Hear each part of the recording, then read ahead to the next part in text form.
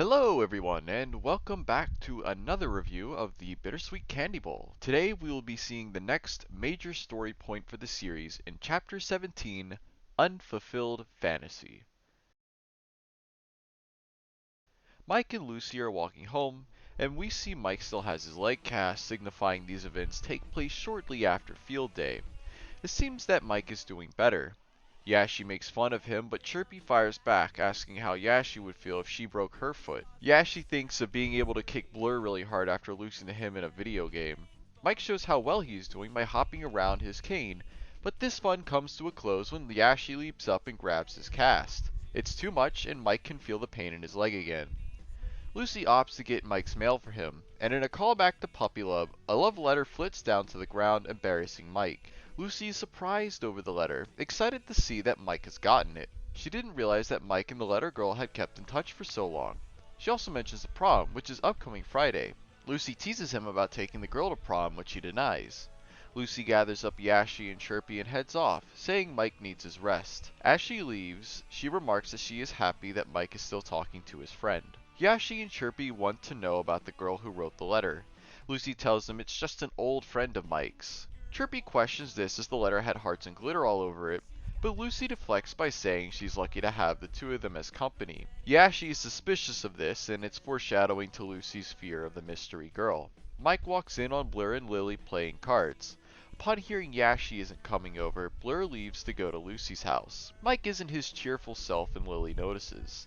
Mike says he feels guilty over the letter, and Lily tries to coax him into opening up about it. We dive into a flashback with a name that lives in infamy, a name that spawned the most controversial character in the entirety of the Bittersweet Candy Bowl, Sandy. Sandy was Mike's first friend, and his first crush. She was the most beautiful girl he'd ever met. In third grade, he met her and was completely smitten, barely able to speak. Sandy also refers to Mike as Michael. Mike was just happy she noticed him, and it was the start of him and Sandy. Mike goes to lunch and is looking around for Sandy when Lucy pops up challenging him to an arm wrestle. Mike wants to find somewhere to eat first, and Sandy pops up inviting him to sit with her. He happily obliges and goes to eat when he smells fish. He follows his nose and it leads him to Sandy. He panics immensely. She doesn't mind and offers him some of her salmon. He takes a chomp and falls into bliss. Sandy explains how her cook made it and it was kept warm in a thermal lunchbox, a subtle nod to how rich her family is. Mike calls her amazing, but Sandy is humble and says that it's her mother and father's doing. She tells Mike that he is amazing and he's the smartest guy in class. Mike offers to assist Sandy in her studies so that she may get better as well. All he asks in return is more salmon. Mike goes on to help her and he would get his rewards. They would talk every day at lunch. Sandy even got to the point where she didn't need Mike's help anymore. Lucy comes up to Mike, ready to walk home, when Sandy runs up to hug him, excited over her B-. Then, instead of going with Lucy, Mike ditches her to go get ice cream with Sandy. Interesting. Lucy gets upset that Sandy is taking all of Mike's attention and tries to talk to him about it, but he doesn't hear. She yells his name and Sandy invites her along to get ice cream as well.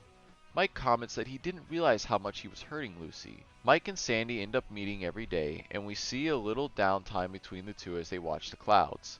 Mike calls her an angel, and Sandy says she sees one too, looking at him. Mike also says that Lucy was always hanging around as well, but she wasn't alone as she found Yashi. Unfortunately for Mike, Sandy had to move away due to her father's new job. They agree to write letters to each other. However, because of life, they slowly stopped responding to each other. Mike regrets how he had left Lucy in the dust for Sandy, recognizing how difficult it must have been for her. Lily is surprised that Mike had ignored her, as her introduction to the two of them said otherwise. Mike begins to doubt his relationship with Sandy, afraid that she may be a different person now, that she may find writing to him to be a chore. Mike is also afraid she may have found someone new, and he doesn't know how he would feel about it if she did. Lily alludes to the bond he and Lucy share. He feels like Sandy is more of a memory now. He doesn't want to give up on her because he made a promise and doesn't want it to be for naught.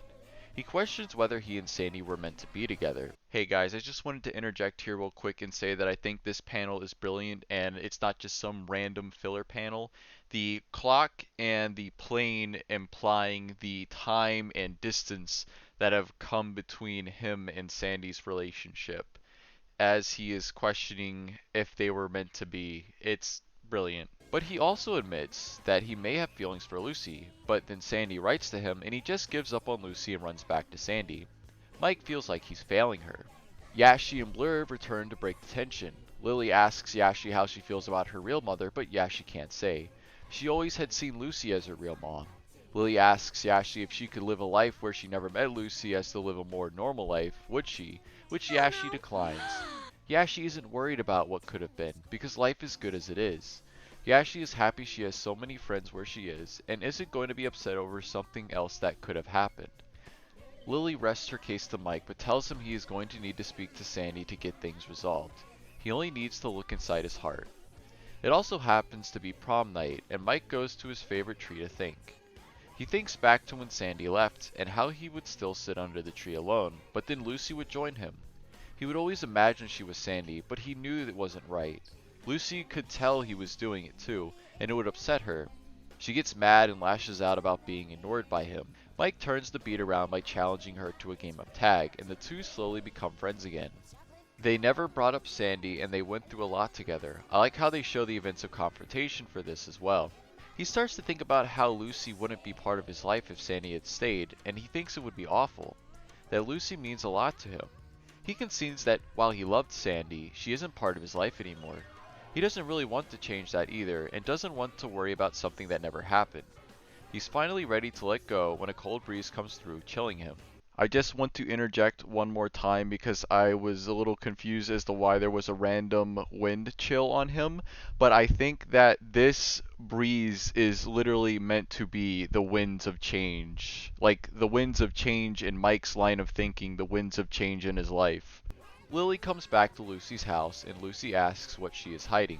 Lily says nothing and deflects with a question about prom, which Lucy didn't attend. Chirpy seems to have missed Lucy's sarcasm about the prom being pretty fun, although she didn't go. The doorbell rings and Lucy goes to get it, wondering who it could be. It's Mike, and he runs in, hugging Lucy, apologizing about how poorly he treated her. How he was stupid about Sandy and her being so patient with him.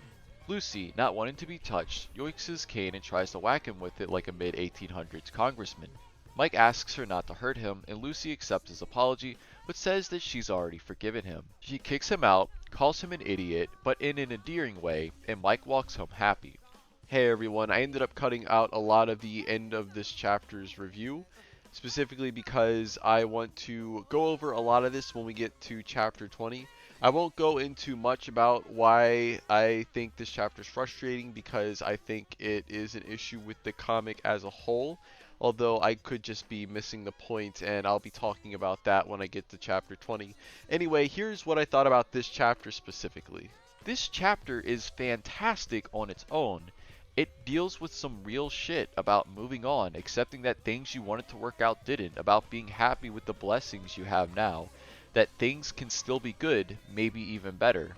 Within the larger canon of the comic, this chapter is bad. It brings too much finality to the main conflict of the story. It makes more present events all the more frustrating. Honestly, this chapter should be nixed, or at least the scenes of Lily and Mike talking through his issues. That way, it can still feel like the Sandy-Mike relationship is still up in the air. But it is what it is, and the comic must continue as well as these reviews. Thank you all for watching, and I'll see you all next time.